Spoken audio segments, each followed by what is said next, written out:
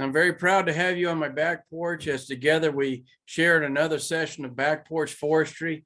I'm Dr. David Merker, Extension Forester with the University of Tennessee, and my job is to teach forestry in non-formal settings, and I guess it doesn't get much more non-formal than on the back porch. So I'm glad to have you. Today we're going to address the topic of overcoming the timber harvest blues. Perhaps you've sold some timber and then have kind of grown to regret it.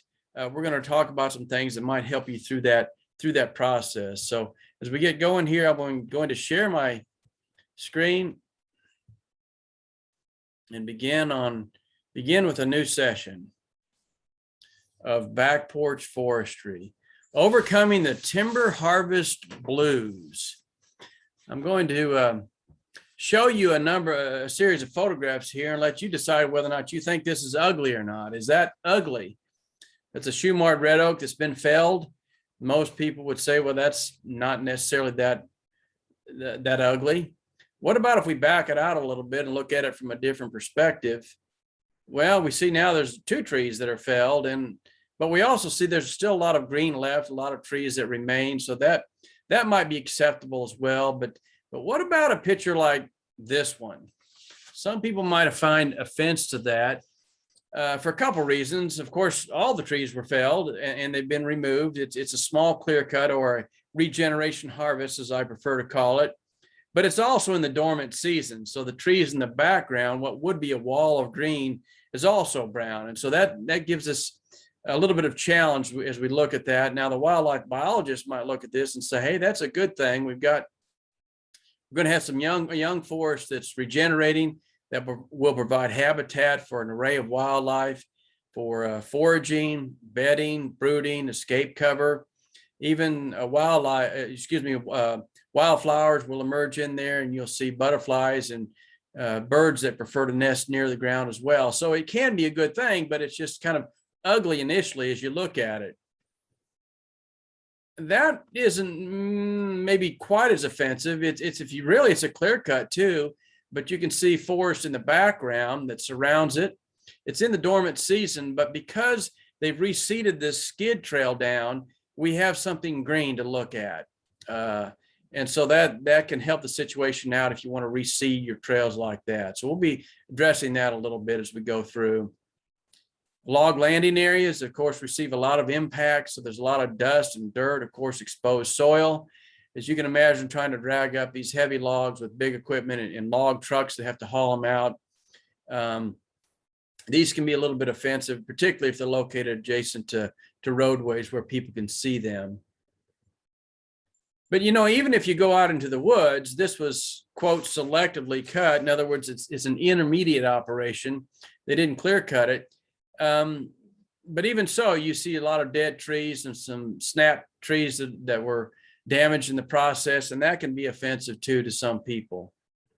So I like to say, as I teach forestry and get around the state, that there's really 2 different types of logging jobs. There's ugly ones and there's really ugly ones, but they're all ugly. But in this particular situation, would it surprise you to know that neither one of these were logged? This occurred from natural disturbances. So on the left was a straight line wind that, in a matter of a few seconds, felled these trees, pushed them all. You can see they're all going away in the opposite direction. There's a lot of root wads or root balls that are sticking up in the air. The right photograph is that of a tornado. Again, leaves this torn and tattered appearance to it. Trees just snapped in half, tree tops everywhere. So, even natural disasters can be ugly too, and far more ugly than controlled timber harvest. Natural disasters, consider that they can be far more visually unpleasant than a controlled timber harvest. And here's why.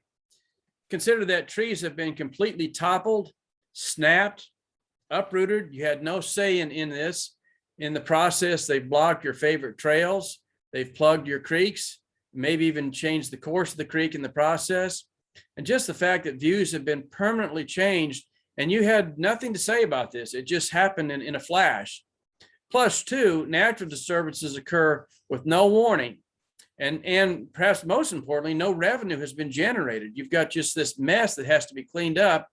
And oftentimes the trees will lose about 75% of their value just because The logging cost is very expensive. The trees have been damaged. There's all kinds of logs coming on the market all at once, which floods the market and lowers the prices. So consider that. I mean, if you don't harvest your timber, you might be setting yourself up for natural disturbances that can harm the value even more. So I like to say that a timber harvest really is a controlled tornado. It still looks bad in many ways, but there's some things that we can do to improve the visual impact.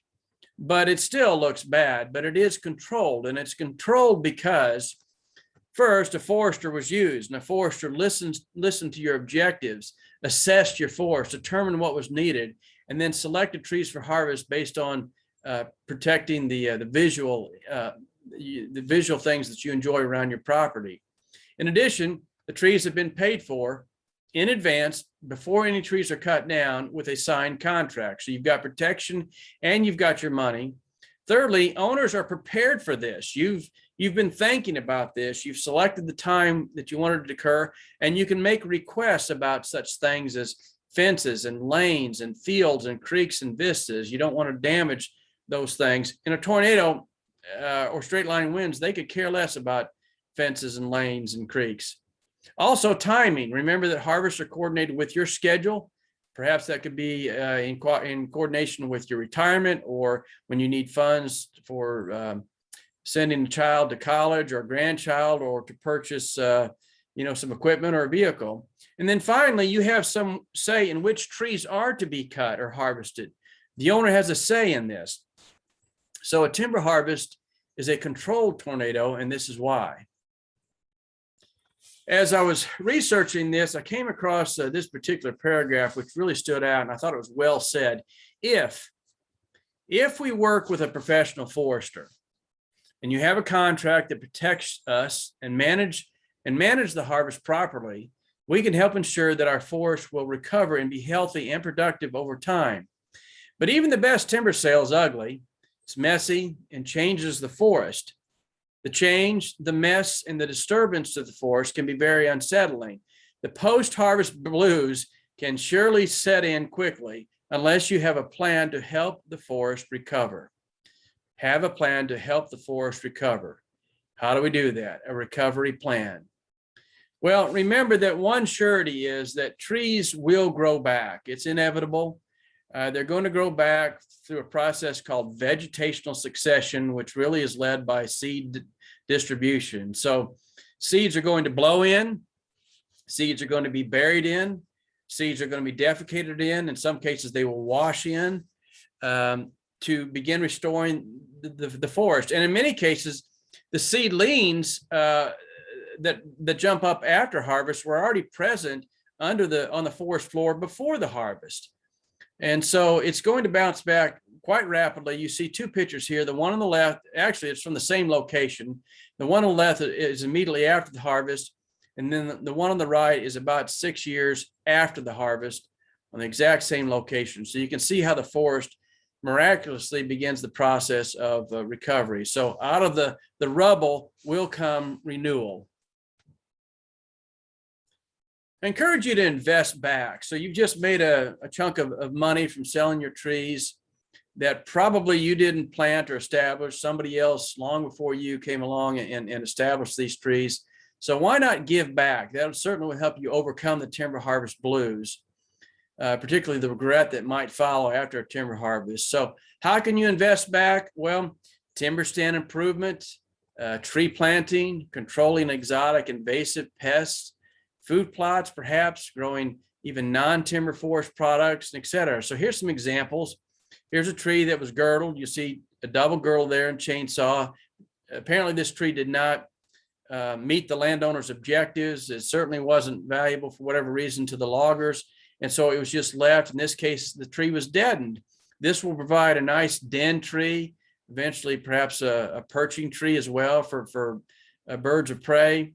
But as it dies, it will free up sunlight to the forest floor and allow the younger regeneration, the young seedlings, a chance to grow. You might also wish to fell trees along the edge. We call this site preparation for natural regeneration, or trees that are left out in openings. Essentially what we're doing here is eliminating the shading that might be impacting the young regeneration from getting started. You may find as well that you want to plant trees back. This typically is going to occur in the open areas that were created. Keep in mind this, there's a lot of work that goes into this. It can be successful, but you have to be prepared to invest not so much time, but certainly not so much money, but certainly a lot of time. You want to begin with large seedlings for one thing, with larger root systems, particularly that they can compete with the natural regeneration, because what's going to happen, everything's going to want to grow back in these openings, regardless of what you've planted. Seeds are going to come in, and they may not be what you want. And so that's why you might want to reinforce it with more desirable trees, such as these white oaks. But even after you plant them, you're going to have to come out and do some cleaning, some weeding, some herbicide applications to make sure these trees survive and thrive, because the natural vegetation will outgrow these trees in most cases.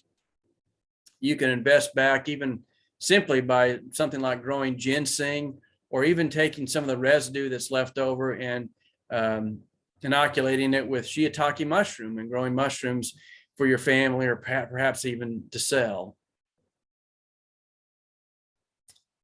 What about the tops? That's one of the problems with hardwood sales anyway, not so much with pine sales, but with hardwoods.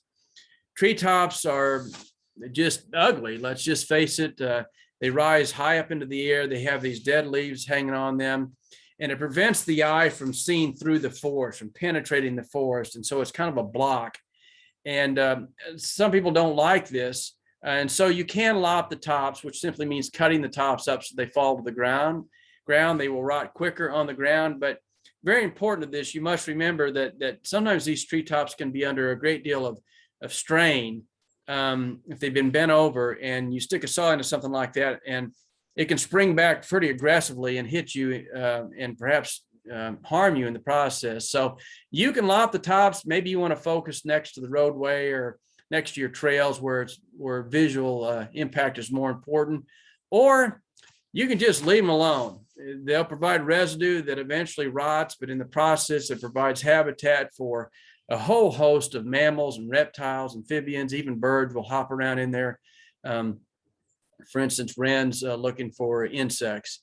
And eventually they will rot. It's just organic matter, and it's not really harming anything other than the visual side of it. Log landing areas, I've mentioned them. Heavily compacted, a lot of exposed soil. Hopefully they're on kind of flat terrain, or just slightly with a slight slope so the water might get off. But if it's very steep, of course, it can cause erosion. They're going to come back naturally. Things are going to seed in there, grasses and forbs and other things.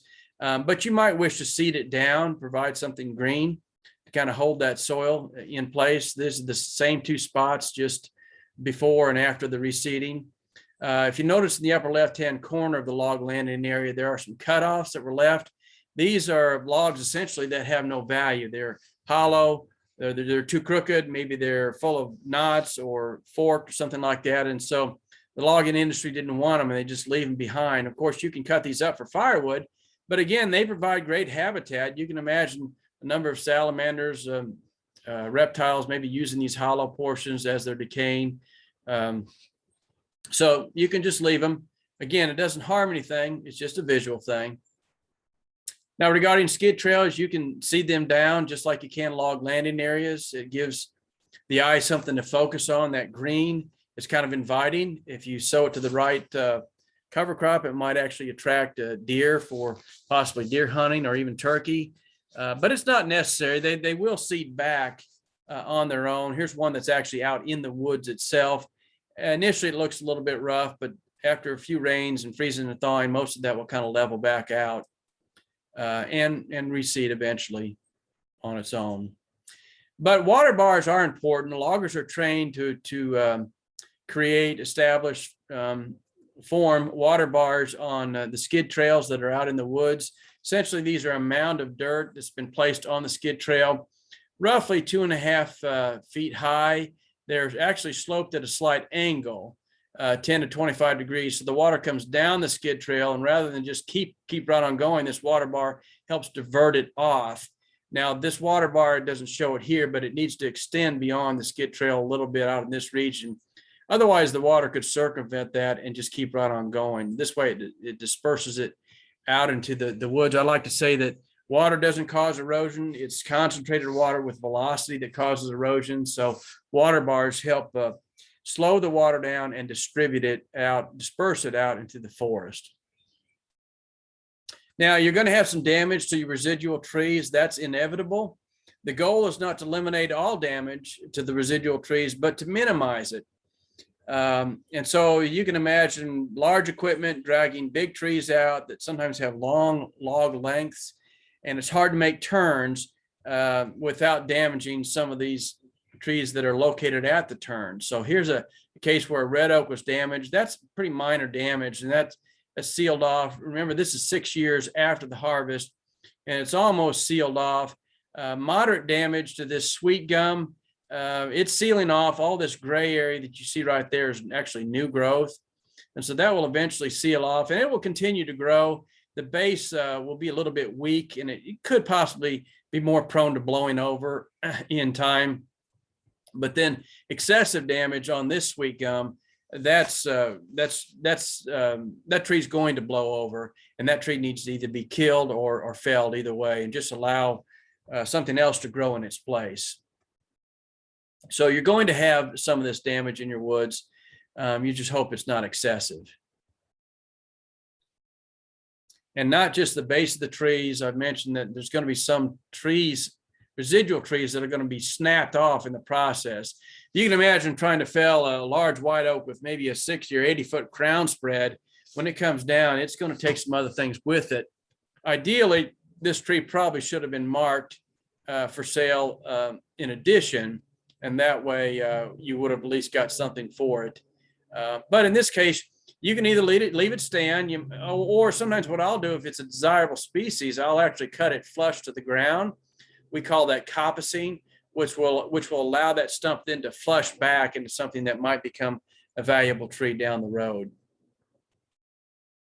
Well, streamside management zones are a type of best management practice, BMP. One of the other sessions of Back Porch Forestry really covers BMPs in greater detail. But streamside management zones are buffer strips that are established adjacent to water bodies, normally creeks, rivers, streams, ponds, things like that. You want to minimize the equipment operation within SMZ zones. Within these zones, we try to retain a 50% canopy. There's exceptions to that. If the land is flat and you've got a lot of understory revegetation anyway, or maybe sometimes some kinds is actually mowed next to that, then it's a different situation. But there are two publications you might wish to read up on regarding best management practices, at least in the state of Tennessee. Most states also will have a guide to forestry best management practices, so you can Google that and find it online. Pause this video if you want to and write that down. And then I prepared this publication a number of years ago called Forest Assist, self-assessment to prioritize your forest uses. And in it, I really cover in detail a lot of the forestry best management practices. So you might wish to locate both these publications. You can just Google that title and my last name, Merker, M-E-R-C-K-E-R, and you will find it that way. Exotic invasives often spread after logging due to the fact that you've disturbed the soil. So you've exposed mineral soil and you've increased the sunlight. So you've created great conditions for everything to grow back, but particularly exotic invasives, and they will monopolize these sites pretty quickly. Often it's best to actually consider these exotic invasives prior to logging, not after the logging, because it's easier to control them before they spread. Here's a situation where kudzu has taken over an entire valley, including that building, whatever that building shed was down there. So within our region anyway, just a few species to be concerned of include kudzu. Of course, there's this Japan grass, Japanese stilt grass. It's very common throughout pretty much all of the eastern United States. It's not native and it spreads. And wildlife really don't care to eat it. Another one that's common would be Asian privet. These are shade tolerant, so they can get started. A bird will defecate the berries out essentially, and then these things come up, and then they can exist in the understory for years and years. tends to be a problem that's more prolific as you approach the wildland urban interface. In other words, at the edge of the city, where a lot of homeowners will plant these for shrubs to create some kind of a screen between their property and the neighbor's property. And then the Bradford pear or the Callery pear, it spreads throughout the region as well. They come back with thorns. So that's just a few exotic invasives that you might wish to try to control before harvest, better than after.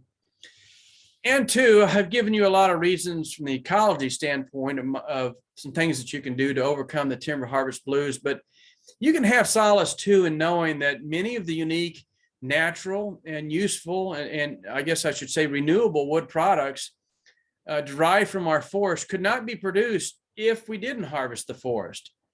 From artisan guitars, fiddles, whiskey barrels, and log cabins, much of our rich cultural heritage revolves around its wood supply, and you are contributing to that when you harvest your timber. So not only are you generating revenue for yourself and creating new wildlife habitat, but you're also helping our local communities. Consider that sustainably harvested Tennessee grown timber contributes $24.3 billion to the state's economy.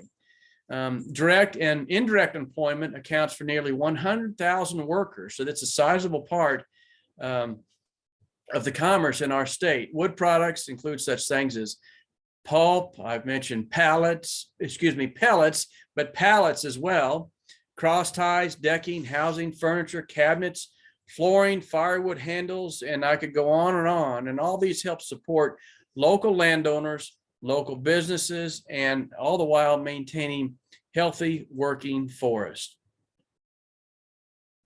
So that concludes our session today, a little bit different. I hope you've garnered something from it. I've certainly enjoyed having you here. Look forward to seeing you on a regular basis. I encourage you to fill out this survey if you want to write that URL down.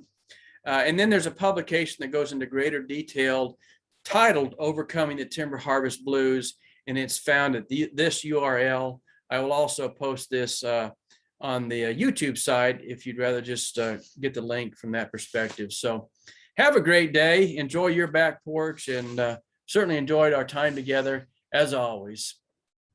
May the forest be with you.